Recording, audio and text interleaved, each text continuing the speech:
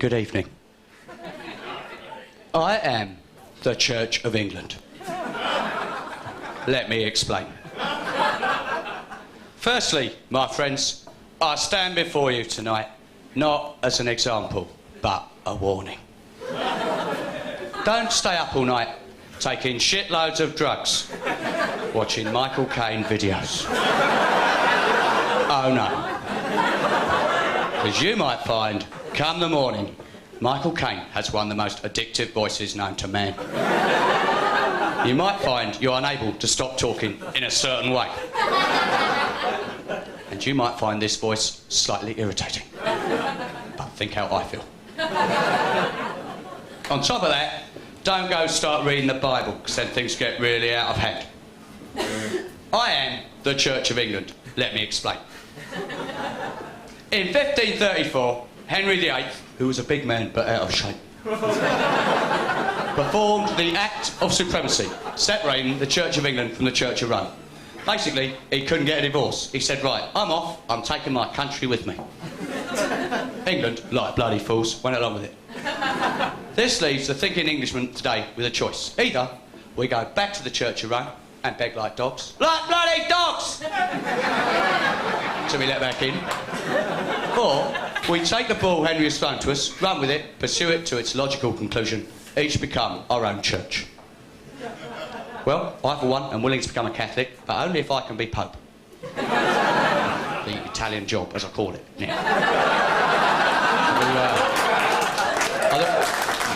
Thank you very much, Mr. Grant. Are there any Catholics out there tonight? Yeah. Hello. Hello there. Might be join you soon as leader. If you want to take offence, take offence. If you want to build a wall, get some bricks.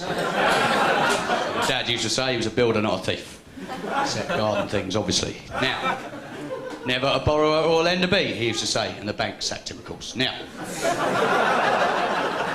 in the meantime, I've decided to form my own church. What we do in my church is pretend to be Jesus, which makes us different from all the other churches who basically just point at him, go, he was a good bloke. My relationship to Jesus is very similar to the relationship between Bjorn Again and ABBA.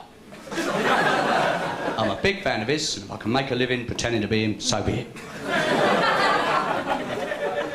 Now, whatever it says in the Bible, the truth remains.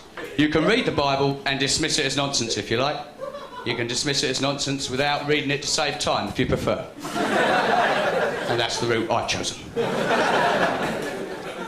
My church slogan's very simple. God is love, you're a twat. Now, life is unfair, most admit when pressed. Even those doing the pressing don't think it's entirely fair. But is life so unfair that we need a lottery as well as a justice system? Oh yes, we need to punish the guilty and reward randomly chosen people. Hello, customer services, how can I seem to help you? If you're given a choice, what would you say? Money! That is why democracy must end. But what should we replace it with? Might I suggest we replace democracy with this?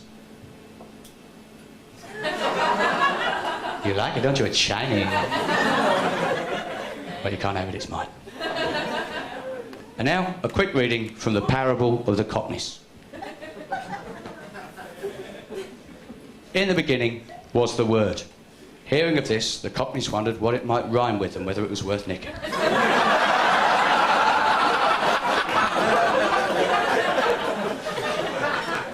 And God so loved the world, he gave his only Son. Hearing of this, the Cockneys called everyone Son, because they liked the sound of it, and it made them feel a little bit like God. And God so loved the Cockneys, he gave them Essex to dream of and London to live in. Life was nasty, brutish and short, and so were the Cockneys. They had not much food, would even look in a dustbin for something to eat, and if they found a dead cat, they would eat it. But they did not regard it as a treat, and this raised them above the Scousers.